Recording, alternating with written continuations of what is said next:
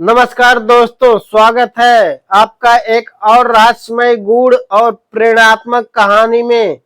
जहां इस बार सामने है विक्रमादित्य के जीवन की सबसे निजी गुत्थी, जिसमें एक व्यक्ति आता है जो कभी राजा का शत्रु था और अब खड़ा है क्षमा की याचना में। पर क्या राजा क्षमा करेगा या लेगा प्रतिशोध? आइए जानते हैं इस कथा के माध्यम से। एक शाम सूर्य अस्त हो चुका था। राजमहल के प्रांगण में शांति फैली थी। राजा विक्रमादित्य ध्यान में लीन थे। तभी प्रकट हुआ दंबिकासुर, परंतु उसके साथ इस बार कोई और नहीं आया था। उसने कहा, राजन, आज की गुत्थी सिर्फ एक आवाज से जुड़ी है, जो अब से कुछ पलों बाद दरबार के द्वार पर सुनाई देगी। उस आवाज को पहचानना तुम्हारी परीक्षा होगी।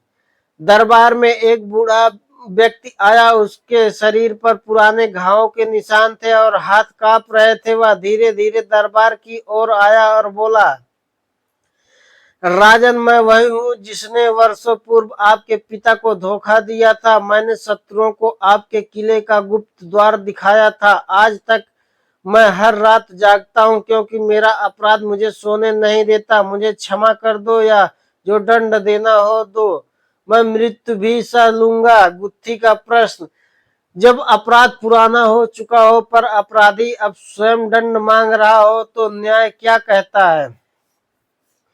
दंड देना या क्षमा करना? विक्रमादित्य की आंखों में पुराने युद्ध की स्मृतियां दौड़ गई। उस युद्ध के में उनके पिता घायल हुए थे, हजारों सैनिक मारे गए थे। उनके हृदय में एक हल्की सी आग उठी, लेकिन उसी क्षण उन्होंने आंखें बंद की और अपनी माँ की बात याद आई।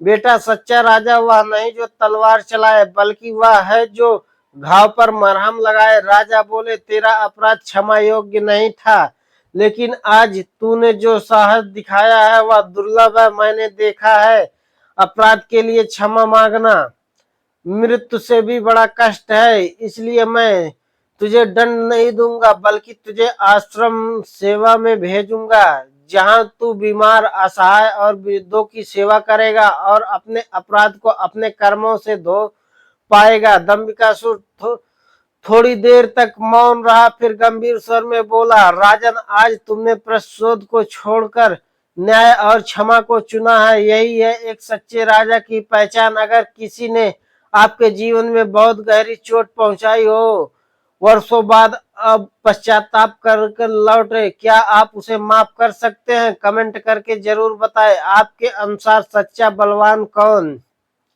जो बदला ले या जो माफ करे? धन्यवाद मित्रों।